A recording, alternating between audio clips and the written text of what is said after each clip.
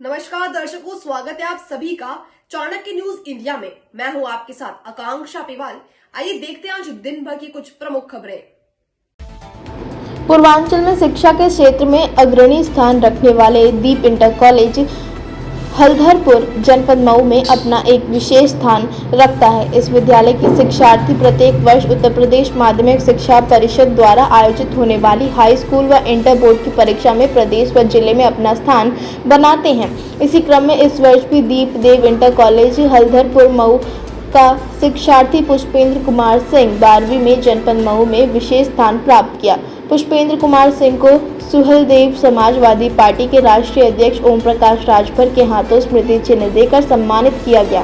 विद्यालय के प्रबंधक प्रेम शंकर सिंह व प्रधानाचार्य राधेश्याम सिंह अपने विद्यालय के शिक्षार्थी के उत्कृष्ट प्रदर्शन पर गदगद नजर आए।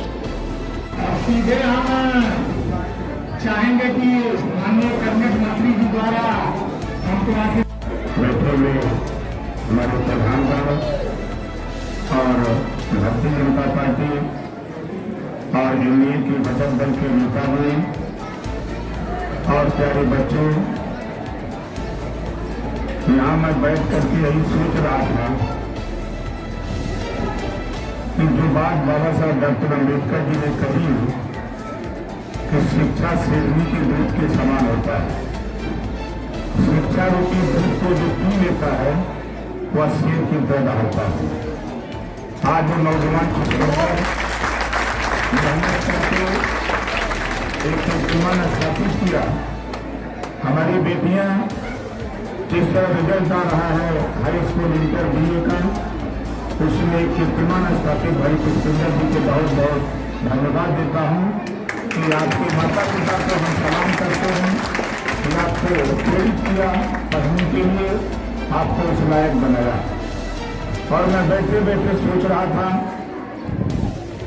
एक दिन था मैं भी प्राइमरी में पढ़ रहा था, मैंने कभी ये नहीं सोचा था मैं इसी तरह जैसे बच्चे यहाँ खड़े हैं उसी तरह बच्चों की तरह हम भी खड़े होते, नेता जो लोग आते थे तो हम लोग भी ताली बजाते थे, ताली बजाते थे। मैंने कभी नहीं सोचा था कि एक दिन वो आएगा।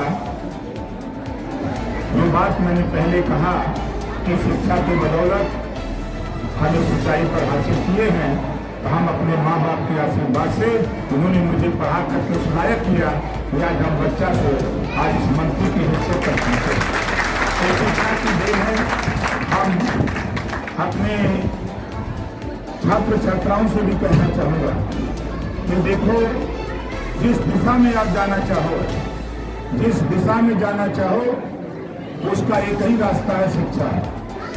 आप बेहतर शिक्षा हासिल करो, नौकरी और रोजगार तो आपके पीछे पीछे भागेगा।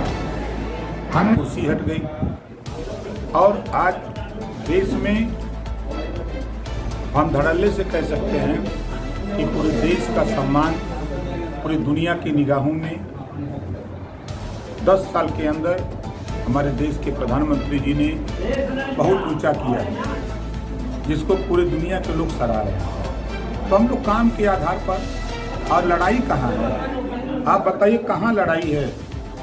विपक्ष के पास लड़ने के लिए क्या इशू है? विरोध खाली ओम प्रकाश राजभर, नरेंद्र मोदी जी, योगी जी को खाली अब शब्द कह करके आप वोट मांग रहे हैं। आप शिक्षा की बात करो। हम तो 500 वोट मांग रहे हैं। हम तो कह रहे हैं कि 5 साल के अंदर हम कक्षा 6 से तकनीकी शिक्षा ले आ रहे हैं, नई जो शिक्षा नीति आ रही है। हम तो उन बच्चों को रोजगार देने की तैयारी में हैं, जिनके हाथ में हुनर होगा, रोजगार परक शिक्षा होगी, वो कहीं न कहीं रोजगार करेगा। हम उस दिशा की तरफ बढ़ रहे हैं।